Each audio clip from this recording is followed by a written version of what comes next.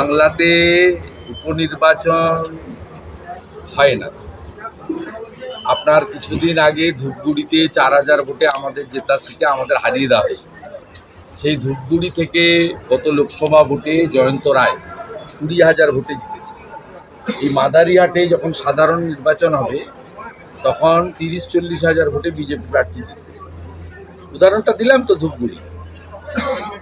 অতএব এটা নিয়ে টকশোতে আপনারা বলতে পারেন এটা নিয়ে আমরা ভাবিত, এবং গতকালও আমি বলেছিলাম যে পশ্চিমবঙ্গে উপনির্বাচনের ফল নিয়ে এখানে ভোটই হয় না। উপনির্বাচনে যে মেদিনীপুরে পুলিশ একটাও পোলিং এজেন্টকে কাউকে বাড়িতে থাকতে দিয়েছে,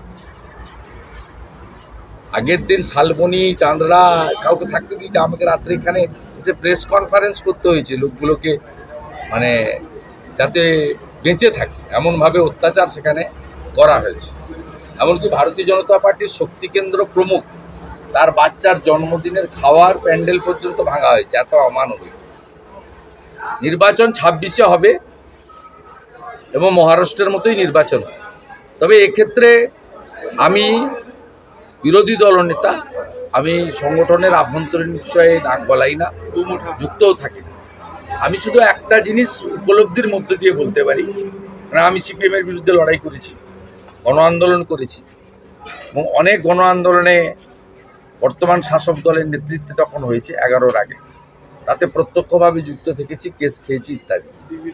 তাতে দুটো জিনিস আমার উপলব্ধিতে এসেছে: নির্বাচনমুখী সংগঠন এবং আন্দোলনমুখী দল বা মোর্চা।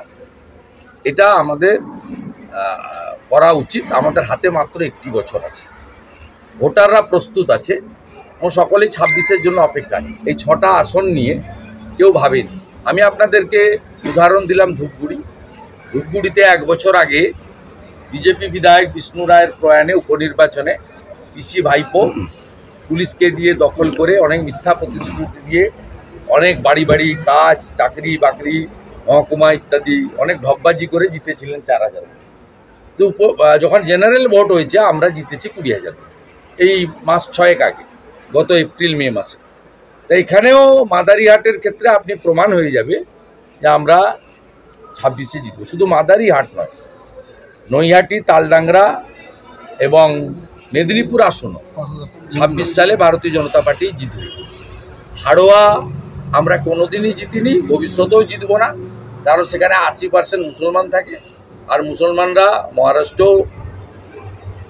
কংগ্রেসকে এবং তার অ্যালায়েন্সকে ভোট দিয়েছে, ঝাড়খণ্ডেও তাই করেছে। আর সিতাইতেও প্রায় 40% কাছাকাছি মুসলমান আছে, যদিও সিতাইতে 21-এ আমাদের ভালো ফাইট হয়েছিল 5000। সিতাই আমরা ভালো লড়বো, সমানে জিতবে কিনা জানি না 26-এ। তা আপনি আমার নাম করে লিখে রাখুন, কারণ ওপারেই তো আমি ফাঁকা করে দিয়েছি পূর্ব মেদিনীপুর। আমার কাঁথি পুরসভা জোর করে দখল করে মমতা ব্যানার্জির গুন্ডারা 22 সালে দখল করে জিতেছিল কাঁথি পুরসভা। মমতা ব্যানার্জি বিধানসভায় দাঁড়িয়ে আমাকে বলতেন আপনি আপনার এলাকায় হেরে গেছেন।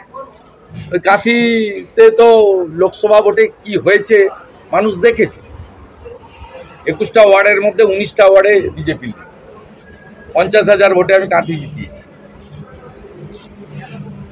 25,000 লিড আছে দক্ষিণ ঘাটে, 24,000 ভোটে। ছত্রপতি ওখানে মারাঠি, স্বাভিমান এবং হিন্দুত্বের জয় হয়েছে।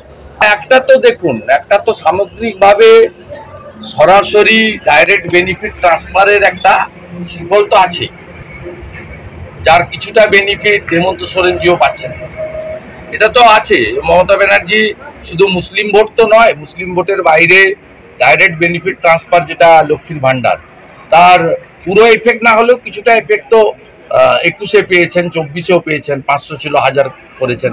আবার আগের বাজেটে হয়তো 1000টা 1500ও করবেন, কারণ আগামী ফেব্রুয়ারির যে বাজেট সেটা বিধানসভা ভোটের আগে লাস্ট বাজেট হবে এই সরকার। তো এগুলো তিনি করবেন, কিন্তু তার বাইরেও নির্বাচনে জেতা যায়। উড়িষ্যাতে ভারতীয় জনতা পার্টি বলেছিল, ওখানে নবীনজিও অনেক ডাইরেক্ট বেনিফিট ট্রান্সফার করেছেন। তারপরেও ভারতীয় জনতা পার্টি বলেছিল যে আমরা সুভদ্রা যোজনা চালু করে মহিলাদের স্বনির্ভর করার জন্য 50,000 টাকা করে বছরে দেব, বিশ্বাস করে দিয়েছে। ও পশ্চিমবঙ্গে এই সব বিষয় তো থাকবেই। এবং আমরাও আমাদের যে সংকল্পপত্র বিভিন্ন রাজ্যে আমরা ঘোষণা করেছি, তাতেও আমরা জনকল্যাণমূলক সামাজিক কাজকে সমর্থন করেই বলেছি।